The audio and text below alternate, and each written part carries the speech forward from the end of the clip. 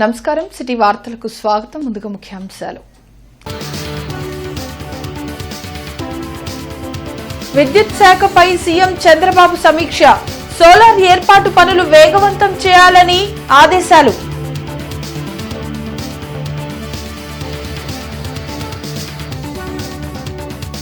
Narla Venkateswara auditorium పునర్నిర్మాణానికి ఏర్పాట్లు.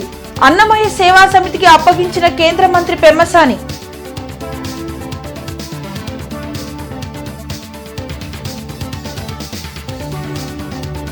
నిజాయితీ పరులైన అధికారులకు రక్షణ కల్పించాల్సిన అవసరం ఉంది. దాడులకు పాల్పడితే చట్టం తన పని తాను చేసుకుపోతుందన్న పెమ్మసాని. రాష్ట్ర సచివాలయంలో ఈరోజు ముఖ్యమంత్రి చంద్రబాబు నాయుడు విద్యుత్ శాఖపై సమీక్షించారు. రాష్ట్రంలో గ్రీన్ ఎనర్జీ కారిడార్ ఏర్పాటు చేసి ఆ మేరకు విద్యుత్ నెట్వర్క్ను మరింత బలోపేతం చేసే దిశగా రాష్ట్ర ప్రభుత్వం చర్యలు తీసుకుంటోంది.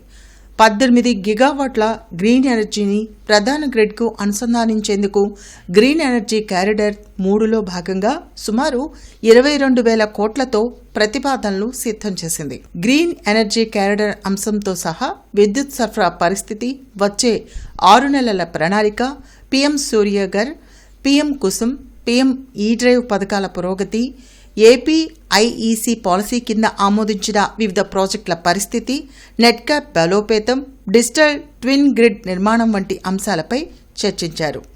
ఈ సమావేశంలో మంత్రి గొట్టిపాటి రవికుమార్, సిఎస్ సాయి ప్రసాద్, విద్యుత్, ట్రాన్స్కో, జెన్కో, డిస్కంలకు చెందిన ఉన్నతాధికారులు పాల్గొన్నారు. ఇంటర్నెట్ చరిత్రలో సంచలనం సిటీ బ్రాడ్బ్యాండ్. ఇప్పుడు ఇంటింటికి ఇంటర్నెట్, సిటీ నుంచి గ్రామం వరకు అదే స్పీడ్. మీరు ఈ రోజే సిటీ బ్రాడ్బ్యాండ్ కుటుంబంలో చేరండి. అత్యున్నత స్థాయి కార్పొరేట్ వైద్య సేవలు ఇప్పుడు అందరికీ అందుబాటులో. అత్యాధునిక పరికరాలతో అత్యున్నత స్థాయి వైద్య సేవలు అందిస్తున్న హాస్పిటల్ ఆంధ్ర ప్రైమ్ హాస్పిటల్. 25 సంవత్సరాలుగా గౌతమి గ్రూప్ ఆఫ్ ఇన్స్టిట్యూషన్స్ వారిచే నడపబడుతున్న సంస్థ. స్థాపించిన మొదటి సంవత్సరం నుండి 95% ఫలితాలు సాధిస్తున్న విద్యా సంస్థ Shri Gautami degree and PG college. Narla Venkateswara auditorium పునఃనిర్మాణ కార్యక్రమాన్ని ఎమ్మెల్యే గల్లా మాధవి, ఎమ్మెల్సీ ఆలపాటి రాజేంద్ర ప్రసాద్ తో కలిసి కేంద్ర సహాయ మంత్రి పెమ్మసాని చంద్రశేఖర్ శ్రీ అన్నమయ్య సేవా సమితికి అప్పగించారు.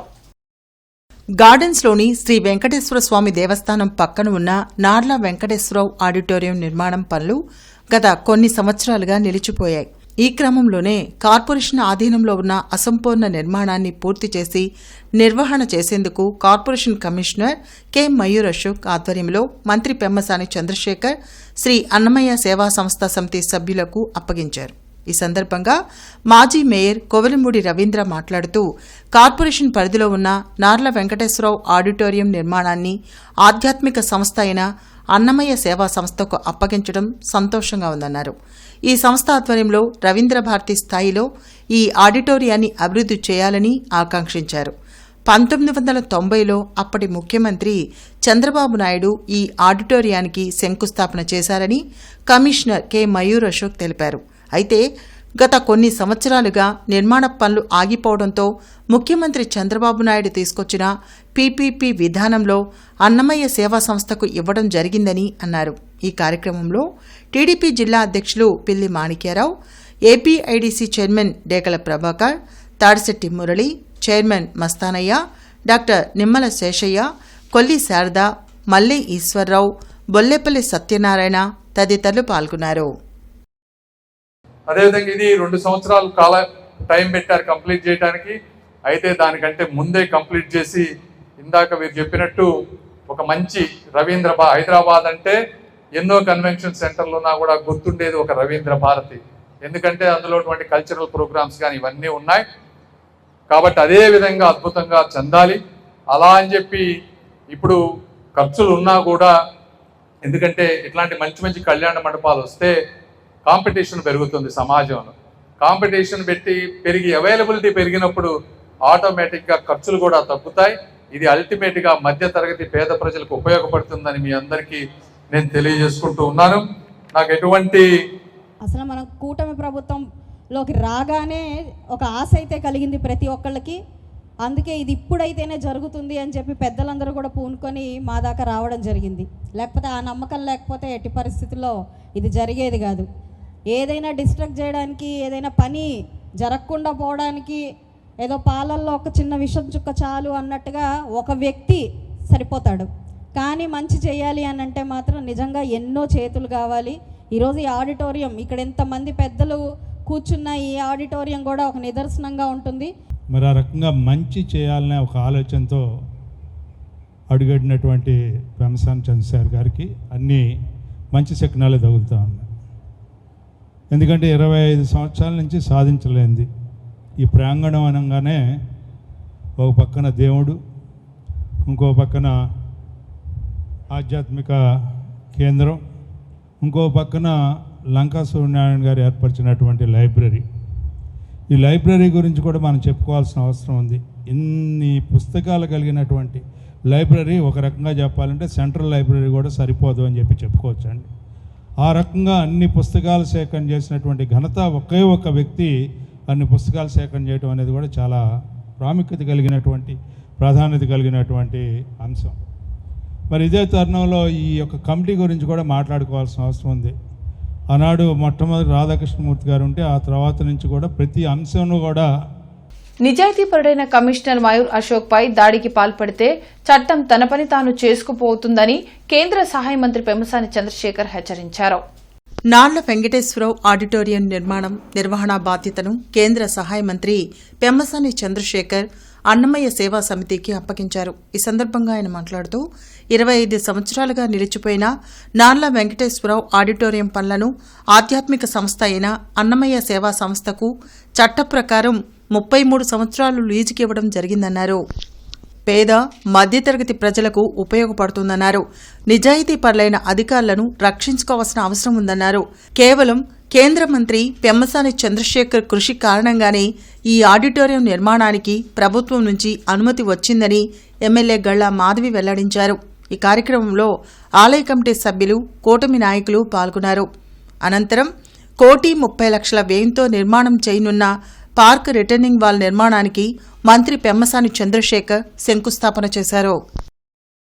మొన్న కమిషనర్ గారి ఆఫీస్లో కొంతమంది వాళ్ళకి ఏదో ఇబ్బంది జరిగిందని చెప్పి గొడవ చేశారు. తర్వాత ప్రెస్ మీట్ పెట్టి ఆయన గురించి మాట్లాడారు. నేను అందరికీ పత్రికాముఖంగా కూడా చెప్పదలుచుకున్నా, నిజాయితీ పనులని ఈ రోజుల్లో నిజాయితీగా కష్టపడి పనిచేసే అధికారులే చాలా తక్కువ అయిపోయారు. వాస్తవం అలాగా ఉన్న 1-2 నిజాయితీ పనులను కూడా మాట్లాడితే ఈ సమాజంలో మంచి చేయడానికి ఎవ్వరు మిగలరు కూడా అని మీ అందరికీ నేను తెలియజేస్తా ఉన్నా. దయచేసి మీకు ఎటువంటి ఇబ్బందులు ఉన్నా, తెలుగుదేశం కానీ జనసేన బీజేపీ నాయకులకు ఎవరికైనా సరే మీకు ఏ ఇబ్బందులు ఉన్నా ఎమ్మెల్యే గారి దగ్గరికి వెళ్ళండి, మా దగ్గరికి రండి. 1-2 సార్లు ఒక్కొక్కసారి మనం అనుకున్నవన్నీ వెంటనే జరగవు. రకరకాల కారణాలతోటి కూర్చొని మాట్లాడుకోవాలి తప్పించి ఇలా ఆఫీసుల మీదకి వెళ్తే మాత్రం ఎట్టి పరిస్థితుల్లో చట్టం తను చేసుకునే పని తను చేసుకుపోతుందని తెలియజేసుకుంటూ దయచేసి సహకరించండి అని చెప్పి మీ అందరికీ నేను తెలియజేస్తా ఉన్నా. అదేవిధంగా కమిషనర్ గారికి ఆ రోజు జరిగిన సంఘటనకి వారి తరపున నేను క్షమాపణ కూడా చెప్తా ఉన్నానని తెలియజేసుకుంటా ఉన్నాను. డివిజన్ల సంఖ్యను ఇంకా పెంచాలని ఎమ్మెల్యేల నుండి విజ్ఞప్తులు వచ్చిన నేపథ్యంలో పునర్విభజన ప్రక్రియ గడువును పొడిగించనున్నారు. ఇందుకు సంబంధించి త్వరలో సవరించిన ఉత్తర్వులు వెలువడే అవకాశాలున్నాయి. పుర నగరపాలక సంస్థలు, నగర పంచాయతీల్లో జనాభా సంఖ్య ఆధారంగా వార్డులు, డివిజన్ల పునర్విభజనకు ప్రభుత్వం శ్రీకారం చుట్టింది. కొత్త విధానం ప్రకారం కనిష్టంగా 2 లక్షల లోపు జనాభా ఉన్న నగరపాలక సంస్థల్లో 60, గరిష్టంగా 15 లక్షలకు పైగా ఉన్న చోట్ల 120 డివిజన్లు ఉండాలని నిర్ణయించారు. ఈ మేరకు 13 నగరపాలక సంస్థల్లోని 725 డివిజన్ల సంఖ్య 922కు చేరింది. అదనంగా 197 పెరిగాయి. వీటిపై ఈ నెల 19 నుంచి ప్రజలు, ప్రజాప్రతినిధుల నుంచి అభ్యంతరాలు స్వీకరించారు. 1500కి పైగా వచ్చిన అభ్యంతరాల్లో అత్యధిక మంది డివిజన్ల సంఖ్యను ఇంకా మించి పెంచాలని సూచనలు చేశారు. ఉదాహరణకు 13,000 జనాభాకు ఒక డివిజన్ ఉండాలన్న నిర్ణయాన్ని 10,000కు తగ్గించాలని కోరారు. సహేతుకంగా ఉన్న ఇలాంటి సూచనలను పరిగణలోకి తీసుకుని సవరించిన మార్గదర్శకాలు జారీ చేయాలని ప్రభుత్వం యోచిస్తుంది. ఇందుకోసం వచ్చే నెల 20తో ముగియనున్న పునర్విభజన ప్రక్రియను మరో 10 రోజుల పాటు పొడిగించే అవకాశం ఉంది. చట్టసభల్లో మహిళలకు 33% రిజర్వేషన్లు కల్పిస్తామని ధైర్యంగా ప్రకటించిన పార్టీ టీడీపీ అని హోంమంత్రి వంగలపూడి అనిత అన్నారు. రిజర్వేషన్లపై చట్టం అమల్లోకి రాకపోయినా పార్టీ నిర్ణయం తీసుకుందని అనిత చెప్పారు. అమరావతిలో నిర్వహించిన మీడియా సమావేశంలో ఆమె మాట్లాడారు. ఎన్టీఆర్ హయాంలో మహిళలకు ఆత్మ గౌరవం, చంద్రబాబు హయాంలో వారి ఆర్థిక గౌరవం పెరిగాయి. 1 కోటి మంది మహిళలతో డ్వాక్రా సంఘాలు విరాజిల్లుతున్నాయి. మహిళలకు 33% రిజర్వేషన్ల అంశం 33 ఏళ్లుగా నానుతోంది. మహానాడును మహిళలకు అంకితం చేస్తున్నట్లుగా స్త్రీశక్తి థీమ్తో నిర్వహించారు. మహిళా రిజర్వేషన్లపై చట్టం అమల్లోకి రాకపోయినా పార్టీ నిర్ణయం తీసుకుందని హోంమంత్రి అనిత అన్నారు. ఈరోజు ఎవరైనా ఏ పార్టీ వాళ్ళు అవనేయండి, మనం అబ్జర్వ్ చేసుకుంటే రాజకీయంగా ఫస్ట్ ఎన్నికల ప్రచారానికి వెళ్తున్నాం అనుకోండి, అక్కడ మహిళల గ్రూపు, ఇక్కడ పురుషుల గ్రూపు ఉందనుకోండి, అభ్యర్థి డైరెక్ట్గా వెళ్ళి మహిళ దగ్గరికి వెళ్తాడు, అమ్మ నాకు ఓటే అంటాడు, తర్వాత అయ్యా నాకు ఓటే అంటాడు. అంటే రాజకీయంగా మహిళ ఎంత వాళ్ళకి ఒక సెంటిమెంట్ క్రియేట్ అవుతుంది మహిళ దగ్గరికి వెళ్ళేసరికి. అందులో ఒక మహిళకి చెప్తే 10 మంది మగాళ్ళతో సమానం అన్న ధ్యాస కూడా ఒక పొలిటికల్ లీడర్కి ఉంటుంది. అంటే మేము మహిళా ఓట్లతో గెలుస్తున్నామంటారు. మహిళలకు సంబంధించి అంటే మేనిఫెస్టో, ఏ పార్టీ మేనిఫెస్టో అయినా మహిళలకు సంబంధించిన మేనిఫెస్టో లేకుండా ఏ మేనిఫెస్టో కూడా ఉండదు. అంత మహిళలకి ప్రాధాన్యం ఇస్తున్నామని చెప్పుకునే పార్టీలు ఈరోజు ఒక స్టెప్ ఫార్వర్డ్ వేసి అందరూ కూడా ఇదే లైన్లోకి వెళ్తే ఆటోమేటిక్గా మహిళా రిజర్వేషన్ బిల్ వస్తుందేమో, ఆటోమేటిక్గా వస్తుందేమో. ఇంటర్నెట్ చరిత్రలో సంచలనం సిటీ బ్రాడ్బ్యాండ్. ఇప్పుడు ఇంటింటికి ఇంటర్నెట్, సిటీ నుంచి గ్రామం వరకు అదే స్పీడ్. మీరు ఈ రోజే సిటీ బ్రాడ్బ్యాండ్ కుటుంబంలో చేరండి. అత్యున్నత స్థాయి కార్పొరేట్ వైద్య సేవలు ఇప్పుడు అందరికీ అందుబాటులో. అత్యాధునిక పరికరాలతో అత్యున్నత స్థాయి వైద్య సేవలు అందిస్తున్న హాస్పిటల్ ఆంధ్ర ప్రైమ్ హాస్పిటల్. 25 సంవత్సరాలుగా గౌతమి గ్రూప్ ఆఫ్ ఇన్స్టిట్యూషన్స్ వారిచే నడపబడుతున్న సంస్థ. స్థాపించిన మొదటి సంవత్సరం నుండి 95% ఫలితాలు సాధిస్తున్న విద్యా సంస్థ Shri Gautami degree and PG college. రాష్ట్ర ప్రభుత్వం నిర్వహించిన మెగా డిఎస్సి నిరుపేదల పాలిట దగా డిఎస్సిగా మారిందని మాజీ మంత్రి అంబటి రాంబాబు ధ్వజమెత్తారు. మాజీ సీఎం జగన్మోహన్ రెడ్డి పిలుపు మేరకు లార్జ్ సెంటర్లోని అంబేద్కర్ విగ్రహం వద్ద వైసీపీ స్టూడెంట్ యూనియన్ ఆధ్వర్యంలో డిఎస్సికి వ్యతిరేకంగా ధర్నా నిర్వహించారు. ఈ సందర్భంగా జిల్లా అధ్యక్షులు Ambati Rambabu, MLC Lella Appireddy, student union రాష్ట్ర అధ్యక్షులు పానుగంటి చైతన్య మీడియాతో మాట్లాడారు. మెగా డిఎస్సి పేరుతో 3,50,000 మంది నిరుద్యోగులను కూటమి ప్రభుత్వం దగా చేసిందని ఆగ్రహం వ్యక్తం చేశారు. తనకు అనుకూలమైన వారిని టెట్ కన్వీనర్ గా నియామకం చేసుకుని దొడ్డిదారైన పోస్టింగులు ఇచ్చారని ఆరోపించారు. ఫస్ట్ లిస్టులో మొదటి ర్యాంకు వచ్చిన ఆ వ్యక్తిని పక్కన పెట్టి 2వ లిస్టులో ఉన్న పోస్టులను భర్తీ చేయడంపై సందేహం వెళ్లిబుచ్చారు. మొదటి ర్యాంకు వచ్చిన నవీన్ హైకోర్టును ఆశ్రయించగా కోర్టు చివాట్లు పెట్టిందని తెలిపారు. స్పోర్ట్స్ కోటా పేరుతో నారా లోకేష్ కు అనుకూలమైన 400 మంది వద్ద డబ్బులు తీసుకుని ఉద్యోగాలు ఇచ్చారని ఆరోపించారు. ఈ కార్యక్రమంలో ఈస్ట్ ఇన్ఛార్జ్ నూరి ఫాతిమా, పొన్నూరు ఇన్ఛార్జ్ అంబటి మురళి, ఎమ్మెల్సీ ఏశ్వరత్నం తదితరులు పాల్గొన్నారు. మెగా డిఎస్సిలో పోస్టులు అమ్ముకునేటటువంటి స్థాయికి విద్యాశాఖ మంత్రి గారు నారా లోకేష్ గారు లవ్ క్యాష్లో దిగజారిపోయాడనే విషయాన్ని చాలా స్పష్టంగా అర్థమవుతున్నటువంటి అంశాలు. దీని మీద విచారణ జరపమని డిమాండ్ చేస్తున్నాం. అయ్యా విద్యాశాఖ మంత్రి, లవ్ క్యాష్ రాజా రాజీనామా చేయి రాజా అన్నాడు. ఏమైనా చేస్తాడు కానీ రాజీనామా చేస్తాడా? అయ్యే పనేనా అది? అయ్యా నువ్వు రాజీనామా చేయొద్దు, కాసేపు అనుకున్నాం, సిగ్గుంటే రాజీనామా చేస్తావు. నీకు ఆ సిగ్గు ఎక్కడుంది? నీకు లేదు, మీ నాన్నకి లేదు. డబ్బులు పోగేసుకోవటం, మోసాలు చేయటం తప్ప రెండో పనే లేనటువంటి కుటుంబంలో ఉన్నటువంటి వ్యక్తులు మీరు నారావారు. అయ్యా Nara Lokesh, my dear Raja, CBI enquiry అయ్యా. ఏం తప్పు చేయకుండానే సడన్గా టెట్ కన్వీనర్ని తొలగించి ఎస్సీఆర్టీలోని ఒక జాయింట్ డైరెక్టర్గా పనిచేస్తున్న వ్యక్తిని టెట్గా కన్వీనర్గా నియమించడం జరిగింది. అంటే ఈ తొలగించడం, కొత్త వ్యక్తిని పెట్టడం, ఇది నారా లోకేష్ సంబంధించిన వ్యక్తి అని చెప్పేసి నేను చెప్తా ఉన్నా. ఎప్పుడైతే ఈ టెట్ కన్వీనర్ని మార్చి కొత్త వ్యక్తిని పెట్టాడో అతను ఎస్సీఆర్టీ సంబంధించిన ఉద్యోగాటంలో దాంట్లోనే ఎస్సీఆర్టీ సంబంధించి ఒక కాంట్రాక్ట్ ఉద్యోగిగా పనిచేస్తున్న కంప్యూటర్ ఆపరేటర్గా పనిచేస్తున్న నవీన వ్యక్తి అక్కడే వర్క్ చేస్తూ ఉన్నాడు. ఈ నవీన వ్యక్తి క్వశ్చన్ పేపర్లు ఆన్లైన్లో ఎక్కించిన నవీన వ్యక్తి ఒక డిఎస్ అభ్యర్థి. అతను ఎన్టీఆర్ జిల్లా సంబంధించిన ఒక నర్సరావుపేటలో టీడీపీ మహిళా కార్యకర్తలు మంత్రి లోకేష్ కి ధన్యవాదాలు తెలుపుతూ ర్యాలీ నిర్వహించారు. 2029 సార్వత్రిక ఎన్నికల్లో టీడీపీలో మహిళలకు 33% సీట్లు ప్రకటించడంపై మహిళలు హర్షం వ్యక్తం చేస్తూ స్వాగతించారు. అన్న ఎన్టీఆర్ నుండి మహిళలకు టీడీపీ పార్టీలో ప్రత్యేక స్థానం ఉంది. అన్న ఎన్టీఆర్ ఆశయాలను కొనసాగిస్తూ స్త్రీలకు ప్రత్యేక స్థానం కల్పించడంలో చంద్రబాబు, లోకేష్ ముందున్నారని అన్నారు. మహిళా ర్యాలీలో స్థానిక ఎమ్మెల్యే అరవింద్ బాబు, జిల్లా టీడీపీ అధ్యక్షుడు జానీ బాషా పాల్గొన్నారు.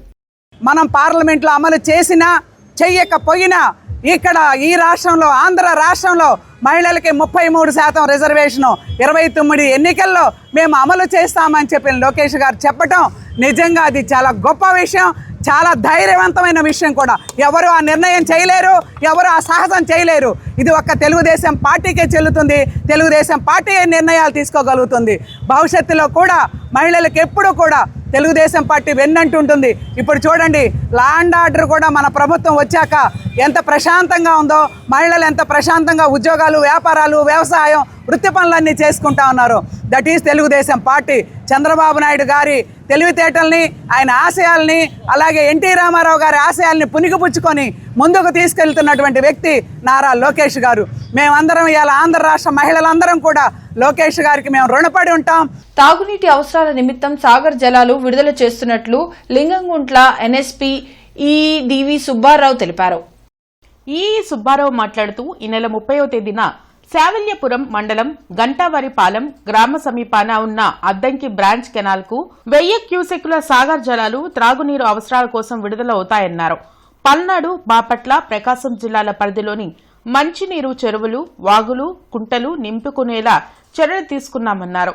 ప్రస్తుతం మాచర్ల పరిధిలో బొగ్గువాగు నింపుతున్నట్లు తెలిపారు. చెరువులను అధికారులు పర్యవేక్షించారని చెప్పారు.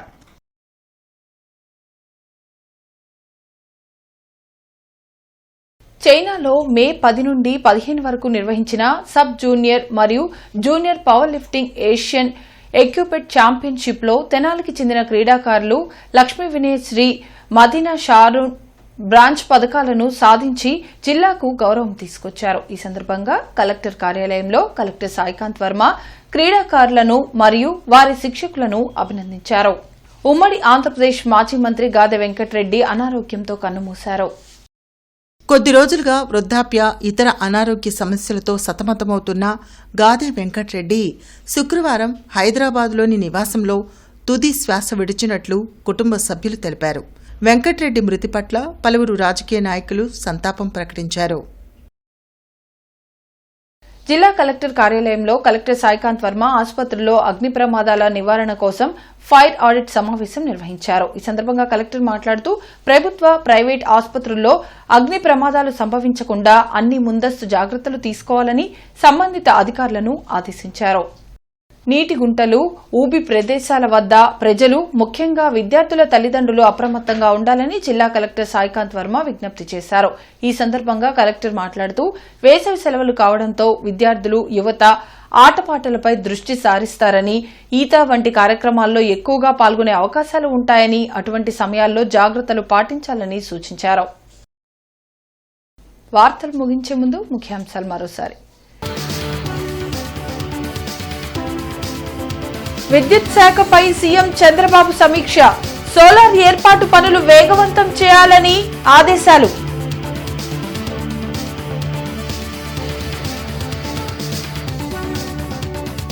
నార్ల వెంకటేశ్వర ఆడిటోరియం పునర్నిర్మాణానికి ఏర్పాట్లు, అన్నమయ్య సేవా సమితికి అప్పగించిన కేంద్ర మంత్రి పెమ్మసాని.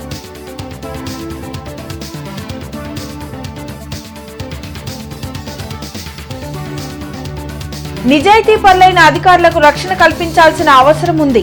దాడులకు పాల్పడితే చట్టం తన పని తాను చేసుకుపోతుందన్న పెమ్మసాని. ఇవి ఇప్పటివరకున్న అప్డేట్స్. మరిన్ని అప్డేట్స్ తో మళ్ళీ కలుద్దాం. అంతవరకు సెలవు, నమస్కారం.